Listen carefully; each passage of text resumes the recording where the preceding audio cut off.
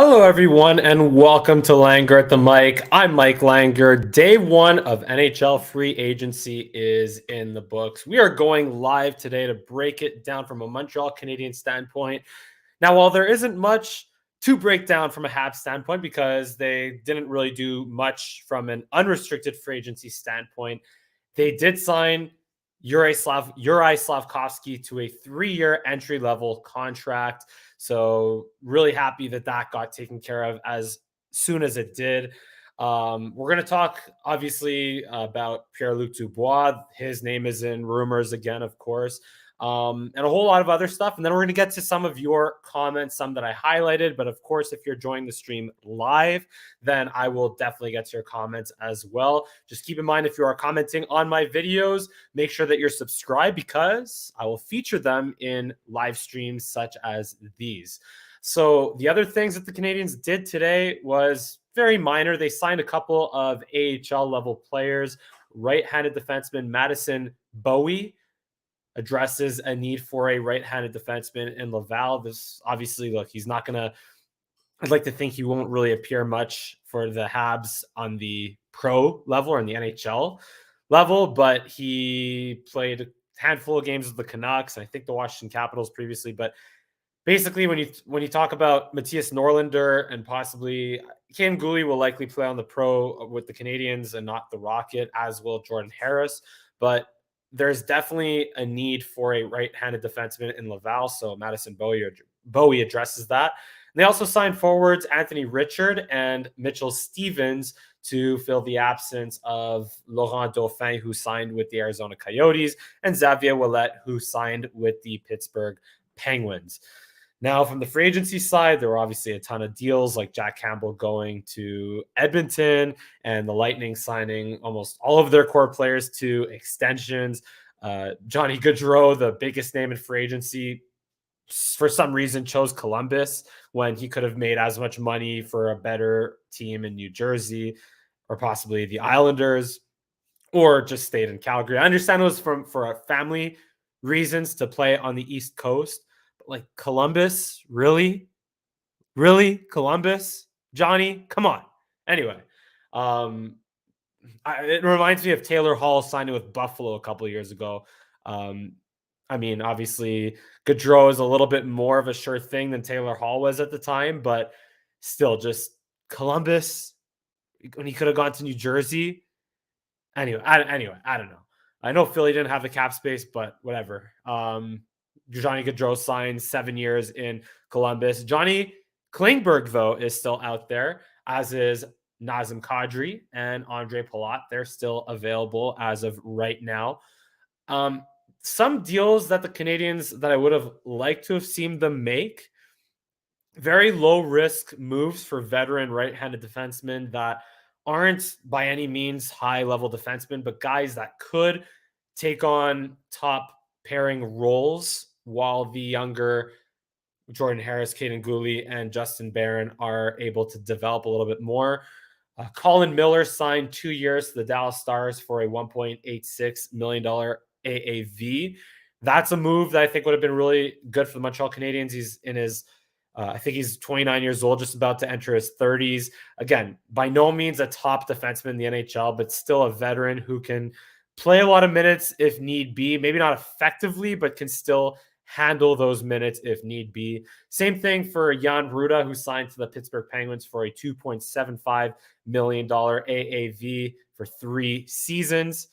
He was a kind of an extra defenseman for the Tampa Bay Lightning, but still is coming off back-to-back, 2 Stanley Cups in the last 3 years. Went to the Cup final last year. Played not a substantial role, but still an important enough role for Tampa in their last 3 runs to the Cup final and their 2 Stanley Cup championships. So his experience would have been really valuable for the Montreal Canadiens. But maybe, just maybe, they have bigger things in store. We'll see. As Kent Hughes, his media availability was supposed to be this afternoon, but it got postponed to tomorrow. So who knows what he's working on. Could be Pierre-Luc Dubois, as I mentioned off the top. So that's what we're going to talk about next.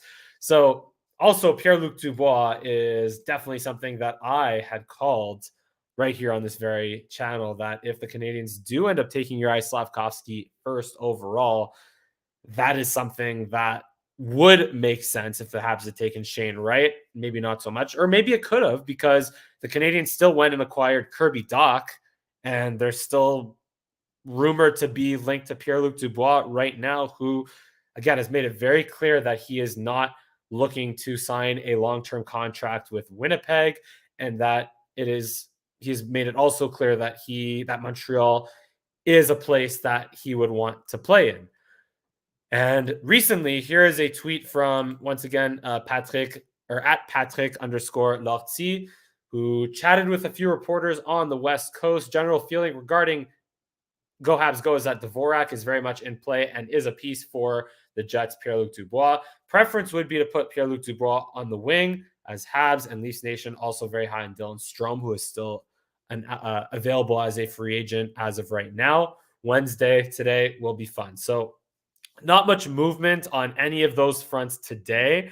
However, there is this interview that was on TVA Sport with Pat Brisson, who is Pierre-Luc Dubois' agent. And it was also in an article as well. So I'll read this in French, I'll translate it in English, but basically, Brisson is quoted as saying, Je pense qu'il y a plusieurs d'équipes qui ont beaucoup d'intérêt pour Pierre-Luc, a-t-il spéculé lors d'une entrevue sur les ondes de TVA Sport. Au bout du compte, il reste 2 ans avant qu'il devienne joueur autonome sans compensation. On a eu des discussions avec Winnipeg. L'influent agent de la firme CAA Sport ne cache pas que le tricolore est une destination attrayante sur son protégé, même s'il est dans une situation délicate avec les Jets. Je peux en parler car en ce moment, il n'a pas signé un contrat. Il est un joueur autonome avec compensation, mais Montréal est une ville où il aimerait jouer. C'est la seule chose que je peux dire pour le moment. So, translated, the article is basically saying, or Pat Brisson is basically saying, that there are a lot of teams that are interested in Pierre-Luc Dubois, and that's what he speculated on TVA Sport, and that there are 2 years left, of course, where Pierre-Luc Dubois would become a free agent, an unrestricted free agent. And he has had, him and Pat have had discussions with the Winnipeg Jets. And Brisson added that the Canadiens are indeed an attractive destination for his client, Pierre-Luc Dubois, even if he is in a delicate situation with the Winnipeg Jets. And that Brisson can talk about this right now, since Pierre-Luc Dubois did not sign a contract yet. He is still a free agent, a restricted free agent, but Montreal is still a city indeed that he would like to play for. And that is the only thing that he could say at the moment. So again, very clear that, once again, Pierre-Luc Dubois not really looking to sign long-term with the Jets, looking to sign with Montreal. But here's the issue, though. So the Canadiens already gave that opportunity to Kirby Dach to earn a second-line role, although maybe, as Patrick Lortie, as the tweet I just mentioned, perhaps the plan is maybe for Pierre-Luc Dubois to play on the wing. But again, there is a lot of unclarities, or just a lot of obstacles in the way for Pierre-Luc Dubois to join the Montreal Canadiens right now. The reason why the Kirby Dach move at the draft made so much sense, and that's the other thing, is like, if the Canadiens were going to go and get Pierre-Luc Dubois, why didn't they could have just maybe got him at the draft, but they instead ended up getting Kirby Dach. Maybe there even was a deal in place for Pierre-Luc Dubois at the draft, but it maybe fell through in favor of the Pierre-Luc Dubois, the Kirby Dach move.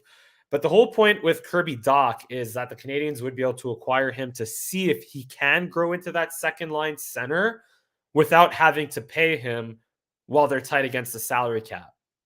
So the Canadiens, as of right now, again, under $2 million of cap space, obviously a ton of contracts that they'd ideally like to unload. Some of them do have some value, some of them do not. But then again, you saw the Pacioretty trade earlier today, where he was essentially dealt with another young goaltender for basically nothing, for future considerations.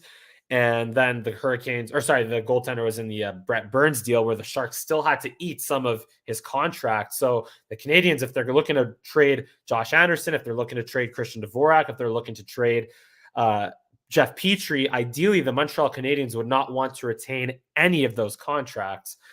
But the good news is Dadonov is off the books after this year. Jonathan Drouin is off the books after this year, as is Paul Byron. So, but obviously they do have to pay Cole Caulfield to a long-term extension at some point between now and next off season. So that will, whatever cap space opens up, you'll have to keep in mind that obviously Cole Caulfield is due a long-term extension or a bridge contract, but ideally a long-term extension. So all this to say is the Canadiens, again, their priority remains to open up cap space, to allow themselves some financial flexibility and ideally not have to retain any contracts or any percentage of any contracts, and ideally not have to give up further assets to clear those contracts off the books. Because it seems, again, that difficult contracts right now in the NHL are very, very difficult to move, possibly more so than ever. So that's the first main obstacle to Pierre-Luc Dubois, is that Kirby Dach, they're still going to have to pay him. He's still a restricted free agent, but at least they're not going to have to pay him as much as they'd have to pay Pierre-Luc Dubois, who is a little bit more established, already has a couple of 20-plus goal seasons and 50-plus, 60-plus goal, 60-plus point seasons under his belt already. And is more in his mid-20s, whereas Kirby Dach is only 3 seasons into the NHL, whereas Pierre-Luc Dubois has been in the league since 2016. So they're going to have to pay Pierre-Luc Dubois more and probably for longer than they'll have to pay Kirby Dach. And also, the issue to me, or if they're planning to play Pierre-Luc Dubois on the wing, he has played wing before, maybe not as effectively as he has been at center. So that's kind of an issue I have. Ideally, if you're trying to bring in a guy like Pierre-Luc Dubois to be your long-term center, you'd want him to be that long-term center. Same thing with Kirby Dach. If you're bringing him in to be that long-term second-line center, well, ideally, you want to see what he could do at center. Now, it's important that these guys obviously do have versatility, and it's nice or important that they can play on the wing. But ideally, you want them to grow in a center position, a second-line center position. And that's the thing with Kirby Dach. They don't have to pay him right now. Or they have to pay him, but not as much as they'd have to pay Pierre-Luc Dubois. And ideally, you'd want to see Kirby Dach get the full opportunity of earning that second-line center role, which by the time he either earns it or doesn't, then Pierre-Luc Dubois would be an unrestricted free agent and then able to possibly sign with the Montreal Canadiens when they have hopefully more cap space, and also the Canadiens would not have to give up any assets to get Pierre-Luc Dubois. So where this does make sense for Pierre-Luc Dubois, for the Canadiens to get him, is if they could also unload Christian Dvorak in the process. Obviously, it wouldn't just be Christian Dvorak. It would also have to be probably Ryan Poehling, probably next year's second-round pick. But the Canadiens have to try as hard as possible to not give up one of their 2 first-round picks that they have in next year's draft, the Panthers pick and their own pick in the Connor Bedard, Adam Fantilli, and Matvei Michkov year. Those draft picks should not be touchable right now, especially, or even if it's for Pierre-Luc Dubois, even if it's for, I don't want to say anyone, but there are very few players that the Canadiens could afford to give up those first-round picks in next year's draft for at this time right now. And of course, they could very well just not end up having a top 5 pick if they end up having a decent season, but still, you never know.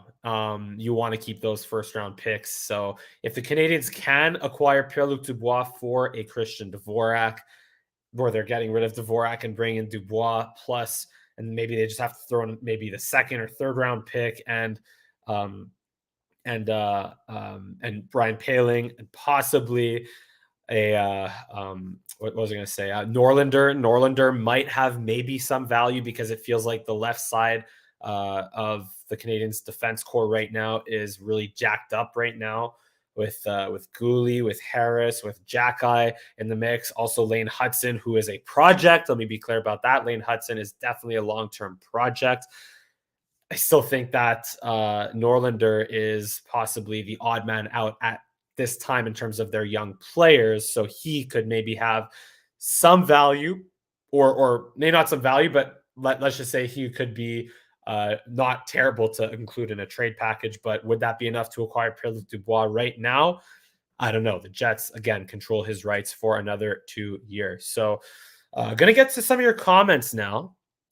Obviously, I posted my reaction to Juraj Slafkovsky, my live reaction to Juraj Slafkovsky getting taken at the draft last week, almost a week ago today.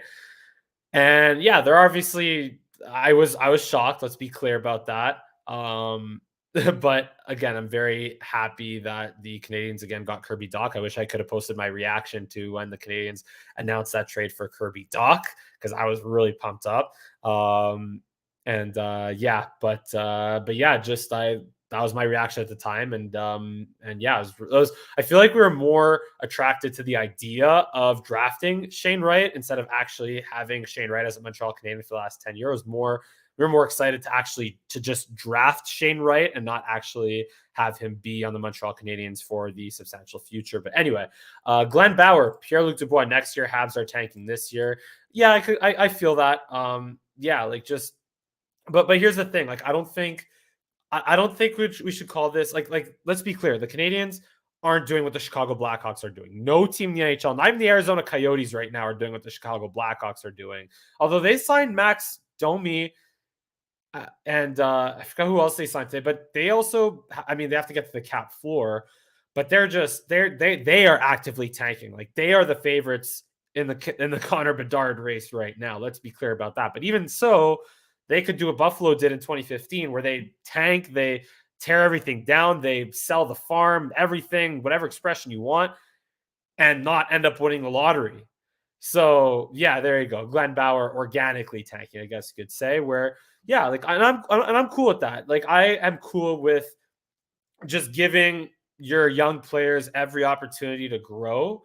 But here's the thing, though: the Canadiens, I would say Pierre-Luc Dubois, who is a guy that is still young, also relatively young in his mid-20s. It's not like he's in his late 30s or early 30s, late 20s in the prime of his career. Prime years are right here, right now. Pierre-Luc Dubois is still growing, developing as a player, even though he's in his mid-20s. So if the Canadiens think that he is part of their long-term future, then it would also, from that standpoint, make sense to bring him in right now, just again at an ideal cost, and something that where they would not have to give up a Gouli or a Harris or a first round pick next year. But is that going to be the case? Who knows? Yeah. But yeah, just I will say, though, the Canadiens right now, they have the centers, and I think I mentioned this on one of my previous videos. If not, I'll say it again. The Canadiens, they have centers. Even if they don't acquire Pierre-Luc Dubois, they have the Suzuki, they have Kirby Dach, who could end up becoming a top six, second line center.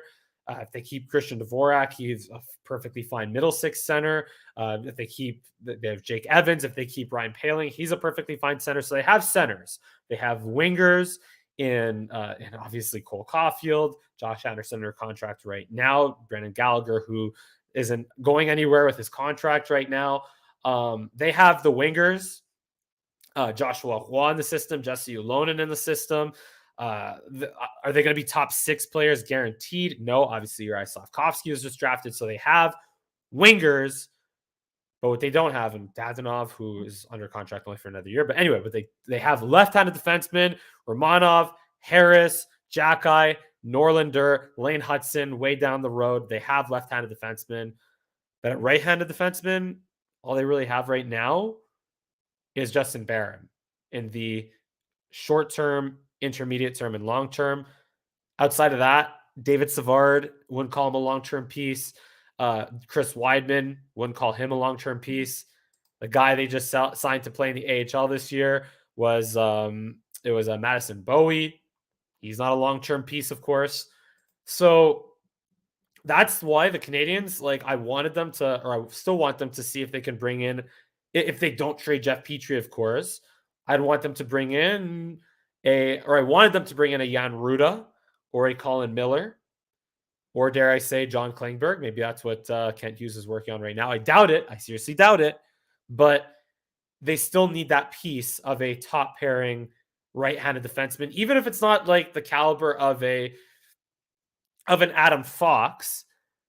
At least if it's the caliber of another Jeff Petrie replacement, or maybe not Shea Weber, what he was in the playoffs last year, but they still, again, they need a right-handed defenseman, right shot defenseman to play in the top two pairings. So that way you don't have to put Gouli and Harris on the right side.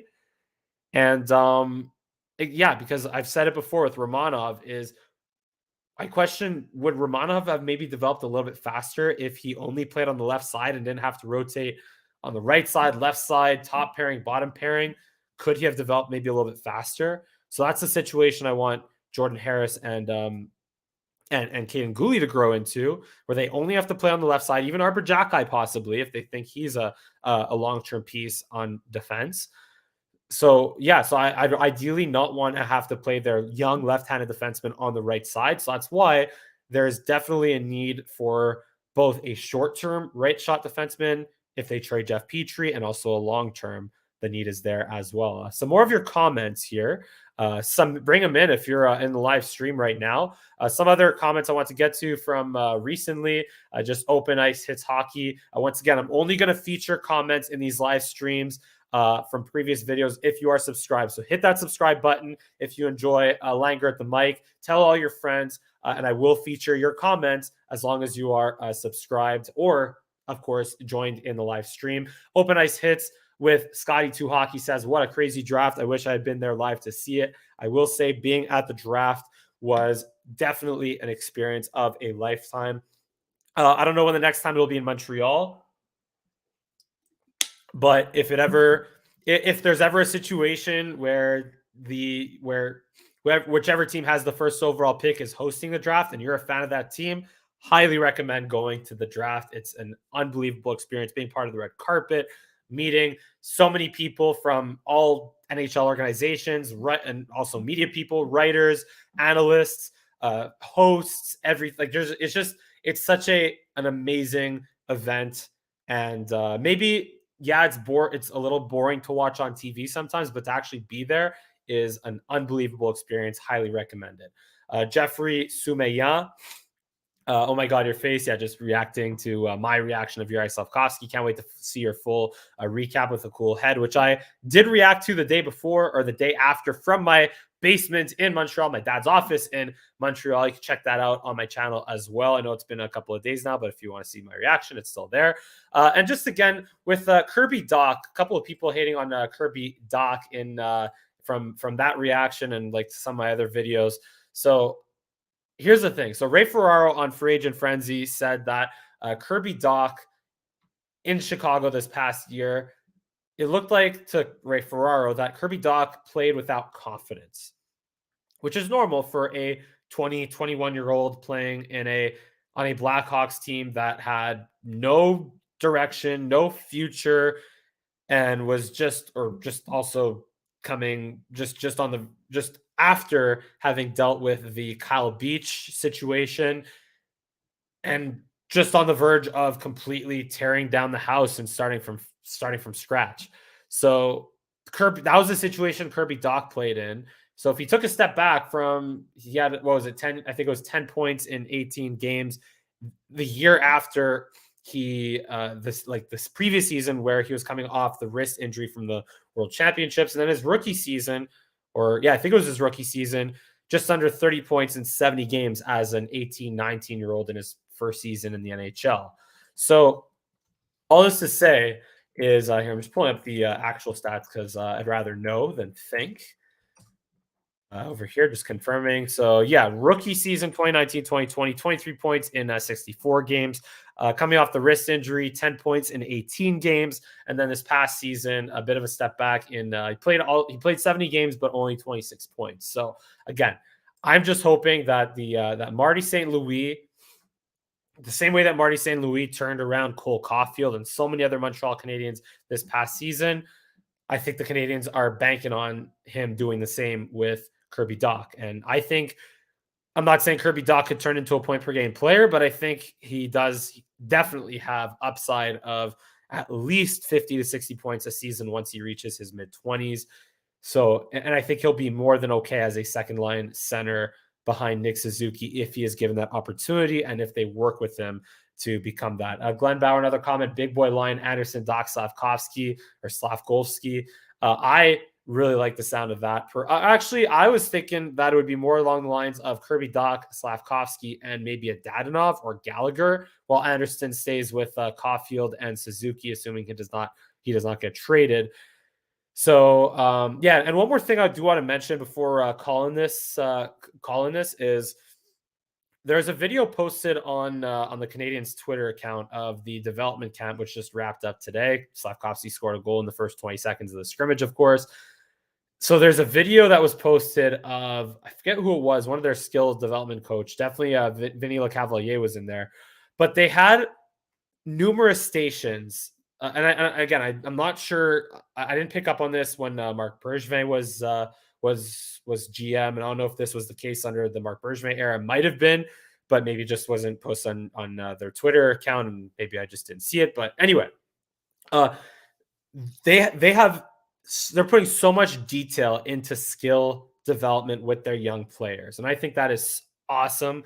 And I don't know if that was the case. It probably wasn't the case. It might have been under Marc Bergevin, but it is right now, where they're just putting so much attention to detail under skill development, where like just today in the practice they had, it was almost like going to literally a hockey camp as a kid. I remember both as a goalie and as a player, where in one station you're working on, and it's not just like working on in one station skating, stick handling, shooting. Like it's like work like stick handling off the board, stick handling into the slot, shooting or evading pressure to get a shot off in the slot, one-on-one battles. Like it's very, very specific, and the attention to detail, at least in that 30-second video, seems to be really, really awesome with what the Canadiens are doing from a skill development standpoint.